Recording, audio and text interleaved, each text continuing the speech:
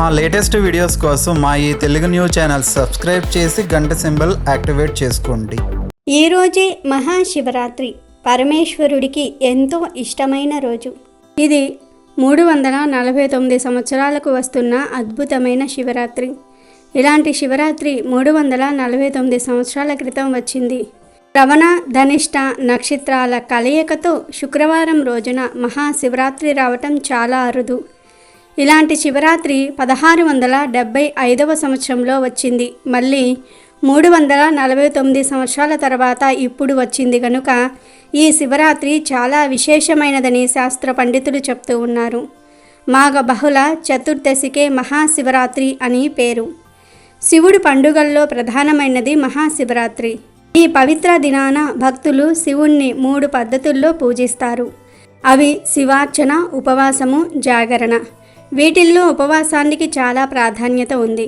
వాస్తవానికి మహాశివరాత్రి నాడు ఉపవాసం చేసి శివనామ స్మరణ చేయటం కన్నా ముఖ్యమైనది శివుడికి మరి ఒకటి లేదు. ఉపవాసం అంటే మనసును శివునికి దగ్గరగా ఉంచటమని శాస్త్రాలు చెప్తూ ఉన్నాయి. శివుణ్ణి మనసుకు దగ్గరగా ఉంచాలంటే శివ ధ్యానం చేయాలి. శివ ధ్యానం చేసే శివానందం కలుగుతుంది, శివుని అనుగ్రహం లభిస్తుంది. ఇలా శివ ధ్యానం చేయాలంటే రోజంతా మేల్కొని ఉండాలి. అలా మేల్కొని ఉండాలి అంటే పొట్టను ఖాళీగా ఉంచాలి. అలా ఖాళీగా ఉంచడాన్ని ఉపవాసం అంటారు. కాబట్టి భక్తులు ఎంతో నియమ నిబంధనతో రోజంతా మహాశివుణ్ణి ధ్యానిస్తూ ఉపవాసం చేయాలి. వాస్తవానికి మహాశివరాత్రి నాడు శివ ధ్యానంలో ఉన్న భక్తులకు ఆకలి వెయ్యదు. ఇంకొక ముఖ్య విషయం ఏమిటి అంటే ఆరోగ్యమే మహాభాగ్యం అంటారు. శివుడు కూడా తన భక్తుల ఆరోగ్యం క్షీణించాలని అనుకోడు. కాబట్టి చిన్న చిన్న రోగాలతో బాధపడే వాళ్ళు అల్పాహారం తీసుకోవచ్చు. అల్పాహారం అంటే పండ్లు మాత్రమే తీసుకోవాలని పండితులు సూచిస్తూ ఉన్నారు.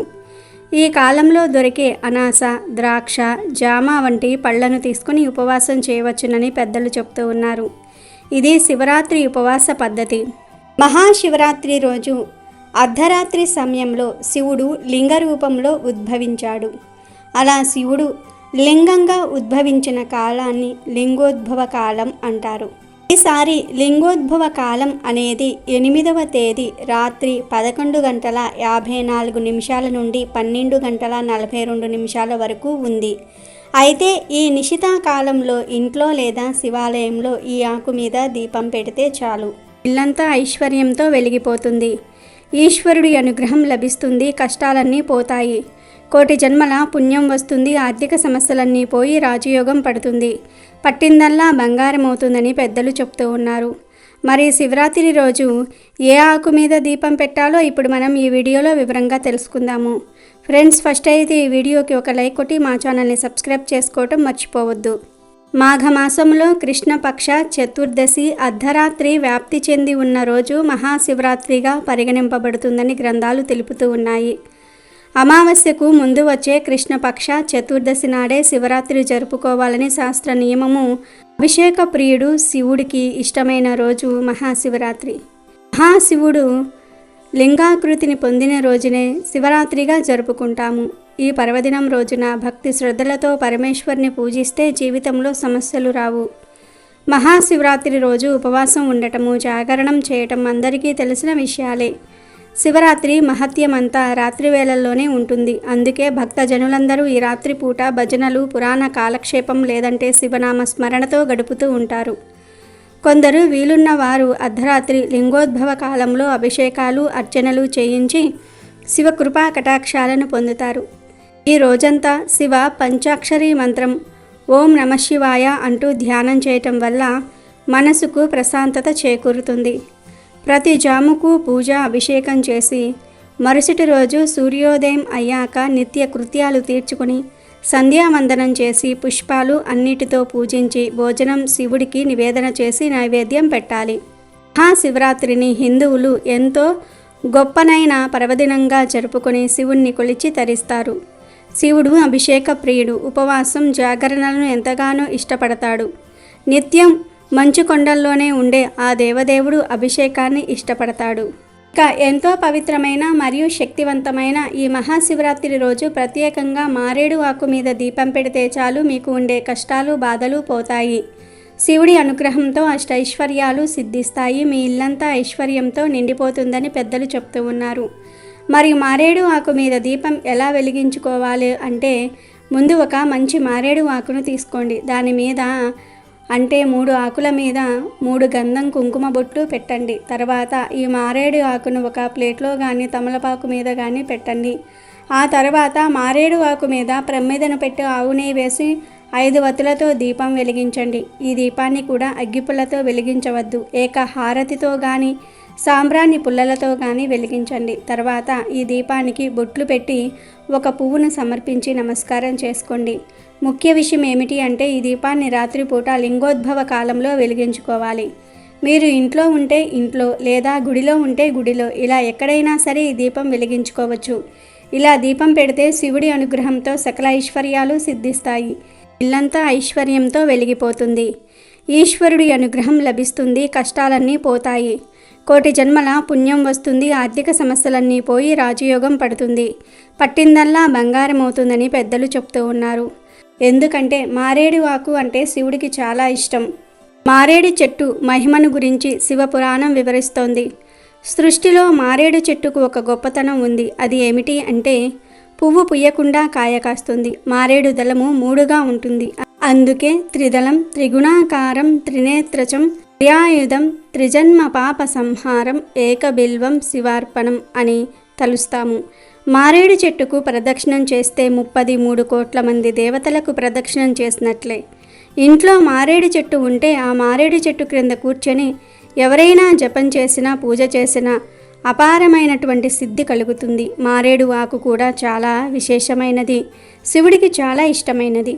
మారేడు చెట్టు శివస్వరూపమైనదిగా చెప్పబడుతుంది. మారేడు దళాలు బ్రహ్మ, విష్ణు, మహేశ్వరులకు ప్రతీకలుగా చెప్పబడుతున్నాయి.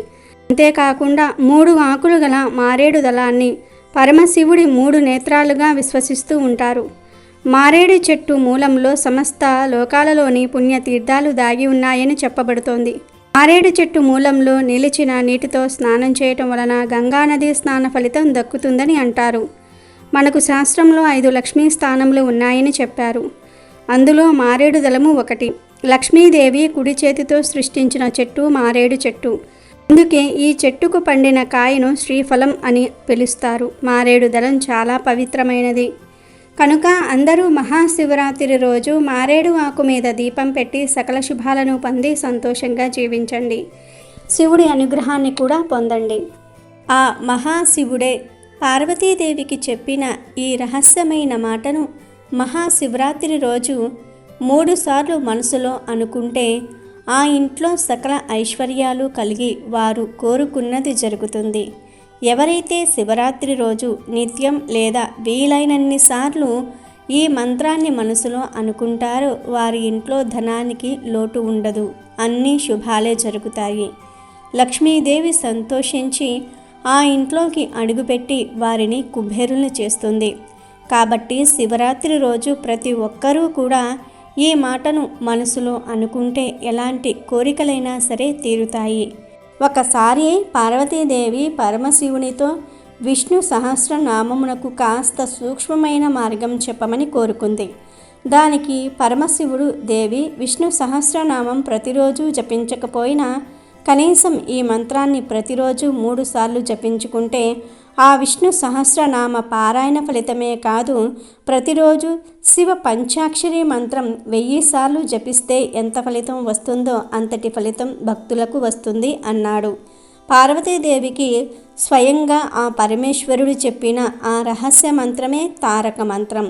శ్రీరామ రామ రామేతి రమే రామే మనోరమే సహస్రనామ తత్తుల్యం రామనామ వరాననే. ప్రత్యేకించి ఎవరైతే శివరాత్రి రోజు శివుణ్ణి మంత్రాలతో పాటు ఈ తారక మంత్రాన్ని జపించుకుంటూ ఉంటారో వారికి కోరిన కోరికలు తీరటమే కాకుండా లక్ష్మీదేవి అనుగ్రహం కలుగుతుంది. ఏ భక్తులు కాశీలో జీవిస్తూ ఆ పుణ్యక్షేత్రం యందు మరణిస్తారో వారి మరణ సమయాన ఆ భక్త శంకరుడే ఈ తారక మంత్రాన్ని వారి కుడి చెవిలో చెప్పి వారికి సద్గతిని కలిగిస్తాడని ప్రగాఢ విశ్వాసం. అంతేకాదు శివరాత్రి రోజు ఎవరైతే ఈ తారక మంత్రాన్ని 3 సార్లు జపిస్తారో వారి సమస్త పాపాలు కూడా ఆ రామ నామ అగ్ని జ్వాలలో పడి దహించుకుపోతాయి. మిక్కిలి జ్ఞానం, జన్మరాహిత్యం కలుగుతుంది. తారక మంత్రాన్ని మహాశివుడు పార్వతీదేవికి రహస్యంగా వివరించాడు. కాబట్టి మహాశివరాత్రి రోజు ఈ మంత్రాన్ని 3 సార్లు లేదా వీలైనన్ని సార్లు పఠిస్తే సద్గతులు ప్రాప్తిస్తాయి. ఈ తారక మంత్రాన్ని 3 సార్లు పఠిస్తే విష్ణు సహస్రనామాన్ని పఠించినంత ఫలితం కలుగుతుంది. శివ పంచాక్షరి మంత్రాన్ని 1000 సార్లు జపిస్తే ఎంత పుణ్యం కలుగుతుందో అంత పుణ్యం కలుగుతుందని స్వయంగా శివుడే పార్వతీదేవికి చెప్పాడు. కాబట్టి మహాశివరాత్రి రోజు ఏం చేసినా చేయకపోయినా ఇప్పుడు మనం చెప్పుకున్న ఈ మంత్రాన్ని మనసులో 3 సార్లు అనుకుంటే చాలు, మీ జన్మల పాపాలన్నీ కూడా తొలగిపోతాయి. అమెజాన్లో బెస్ట్ డిస్కౌంట్స్ కోసం వీడియో డిస్క్రిప్షన్లో లింకు ఉంది, చూడండి. అలాగే మా టెలిగ్రామ్ ఛానల్ సబ్స్క్రైబ్ చేసుకోండి.